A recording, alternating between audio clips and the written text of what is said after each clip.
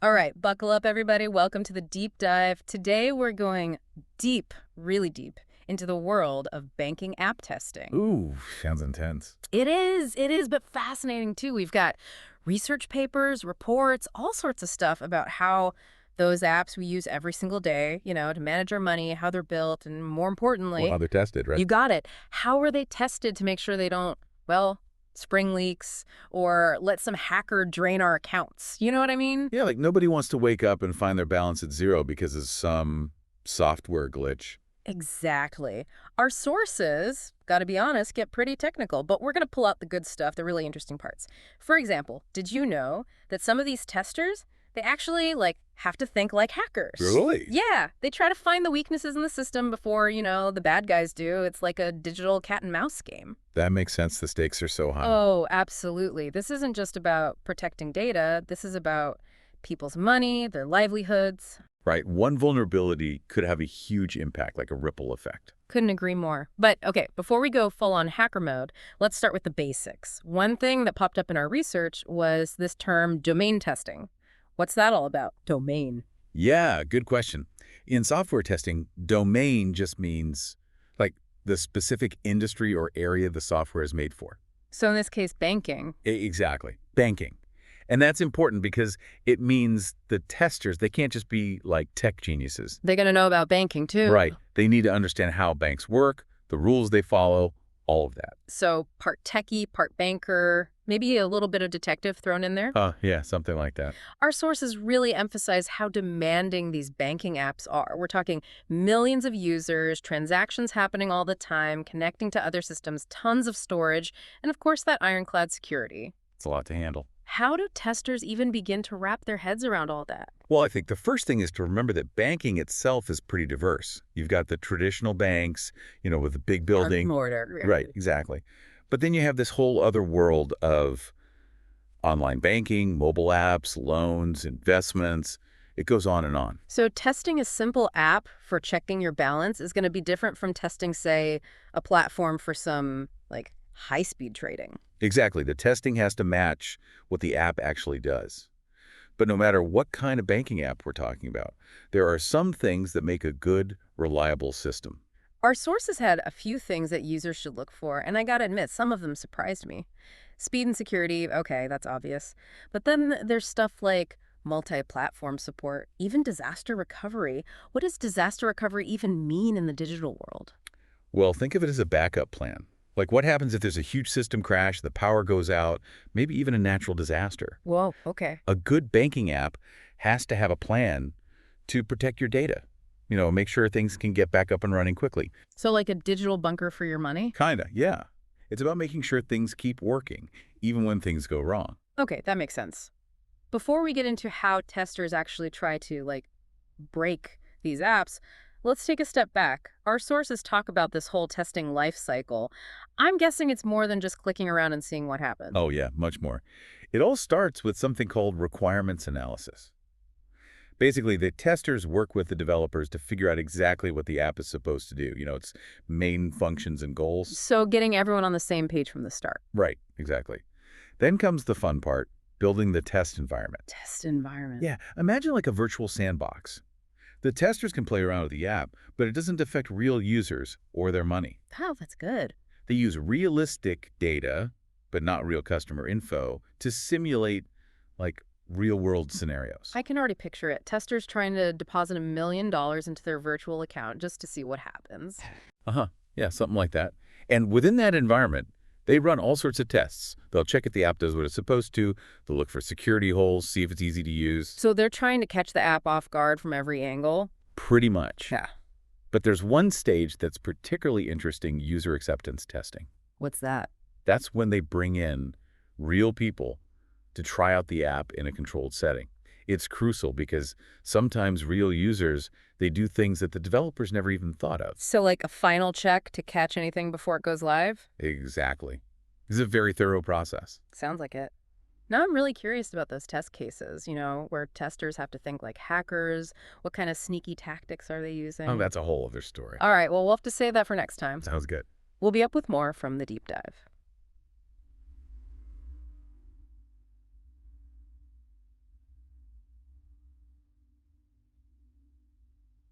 All right, welcome back to the deep dive. Before the break, we were talking about, how banking app testers, they really got to think like hackers to push these systems to their limits. Yeah, it's all about finding those vulnerabilities before someone else does. Absolutely. So, what kind of mischief do they get up to in this virtual world? Well, picture this.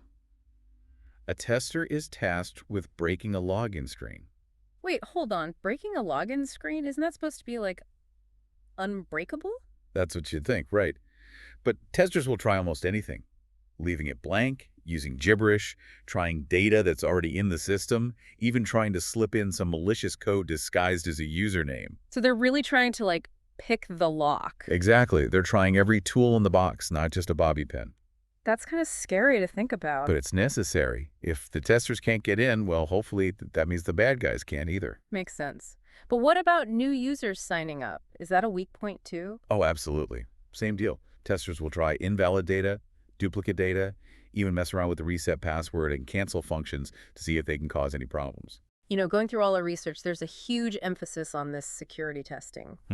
Encryption, firewalls, penetration testing, it's like a whole other language. Yeah, security is paramount, especially when it comes to banking apps. It's not just about building walls, it's about anticipating how someone might try to get around them, over them, even through them. So how do they do that?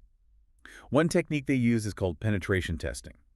They actually simulate real cyber attacks to see if they can find any gaps in the defenses, things like SQL injection. SQL injection, what's that? Imagine a hacker slipping a secret message into a form, like a message that tells the database to do something it shouldn't.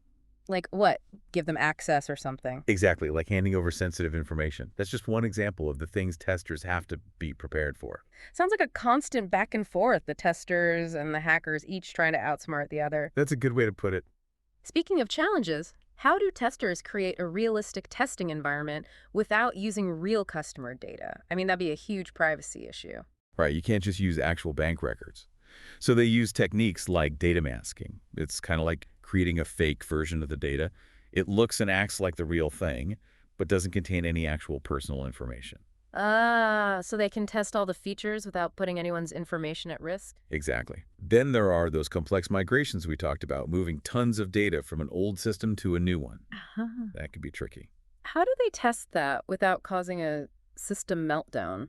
It's all about minimizing risk. They use something called regression testing to ensure that the new system works exactly the same way as the old one. So everything's still adding up correctly after the move? Precisely. And of course, there's the issue of incomplete documentation. That can be a real headache for testers. What do they do when they don't have all the information? They have to rely on their experience, their instincts, and a lot of communication with the developers. So it's a team effort. Absolutely. It highlights how important collaboration is in this process. All right, let's switch gears a bit. Our sources mention usability testing. Why is user-friendliness so important for banking apps? It's not like we're picking out clothes online. True, but even in banking, user experience matters. An app can be super secure, but if it's clunky or confusing, people won't use it. So they're testing to make sure it's intuitive and easy to use? Right. They want to make sure everyone can use it, regardless of their tech skills. Makes sense. Our sources also mention multilingual support as a key feature. Yeah, that's essential nowadays. We live in a global world. People need to be able to bank in their own language. So testers have to make sure the app works perfectly in every language it supports. Exactly. It's about breaking down those language barriers. I see. Okay, one last thing before we wrap up. How do you even test for something like a natural disaster or a massive system failure? Do they simulate an earthquake in the lab? Maybe not an earthquake, but they do simulate various disaster scenarios. They test things like backups, failover mechanisms, all those things that ensure the system can recover from a major event. So if the main system goes down, there's a backup ready to go. Right. It's all about minimizing downtime and protecting data. So with all this testing, all these precautions, can we honestly say that banking apps are completely bug-free? Well, that's a tough question, and one we'll dive into right after this. We'll explore the limits of testing and how we build trust in this digital world. Stay tuned, folks. We'll be right back. Welcome back to the deep dive. We've really gone deep, haven't we, into this world of banking app testing. All those processes, the people behind it, it's amazing. It really is. It's something most of us never even think about, but it affects all of us. Right. Every time we open that app, we're trusting those systems, trusting the people who built them and tested them. Trust is a big part of it. And that trust comes from, well, all this rigorous testing we've been talking about. But, before we wrap things up, I got to go back to that question I asked before. Can we ever really say for sure that these banking apps are 100% bug-free? That's a tough one. I mean, technology is always changing. There are always new threats popping up. Right. It's like a moving target. Exactly. I think it's unrealistic to think that any software, especially one dealing with something as complex as finance, can be completely perfect. So it's more about managing the risk, not eliminating it. That's a good way to put it. It's about constantly striving for that perfection, even if you never quite reach it. Makes sense. Okay, so most of us, we're not software engineers or cybersecurity experts, right?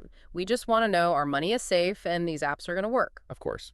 So what are some key takeaways from all this? What can our listeners do to feel more confident, more informed? Well, first of all, remember that banking app testing is a multi-layered process. It's not just about fixing bugs. It's about thinking ahead, trying to anticipate every possible scenario, every vulnerability, and building in those safeguards. So layers upon layers of protection. Exactly. And another important thing is domain expertise. The testers need to understand both banking practices and software development. So they got to be able to think like a banker and like a hacker. Right. They need to know how real financial transactions work, but also how someone might try to exploit them. It's a unique skill set. It is, and it's not just about the technical stuff, right? We talked about usability testing, too. Oh, that's crucial. An app can be super secure, but if it's a pain to use, people won't bother. So making it intuitive, easy to navigate, that's part of the process. Absolutely. It's about making sure everyone can use it comfortably, regardless of their tech skills. One thing that really stood out to me in our research was this idea of compliance or regulatory policies testing. What's that all about? Well, that's a big one. The financial industry is heavily regulated. There are tons of rules to protect consumers and keep the system stable. Right, lots of rules. So testers need to make sure the app follows all those rules. Things like data privacy, security standards, anti-money laundering, all of that. So it's not just about the technology itself, it's about the whole legal framework around it. Exactly. You got to make sure the app is designed and built in a way that meets all those standards. It adds another layer of complexity, but it's essential for building trust. Trust in the system, trust in the app. Right. It's a reminder that technology doesn't operate in a vacuum. It has to work within these rules and regulations that are there to protect everyone. Well, I think we've covered a lot of ground today, all the different aspects of testing, the challenges, the importance of it all. I gotta say, I have a whole new appreciation for those people working behind the scenes to keep our money safe. Yeah, they don't always get the recognition they deserve, but their work is so important. It really is. Maybe next time our listeners open their banking app, they'll take a moment to think about all the effort that went into making it work. Hopefully they'll feel a little more informed, a little more confident. Knowledge is power, right? Understanding how these systems work helps us make better decisions about our digital lives. I couldn't agree more. Well, that about wraps it up for this episode of The Deep Dive. Thanks for joining us on this journey into the world of banking app testing. Until next time, stay curious, stay informed, and keep those digital dollars safe. And keep diving deep. Haha, absolutely.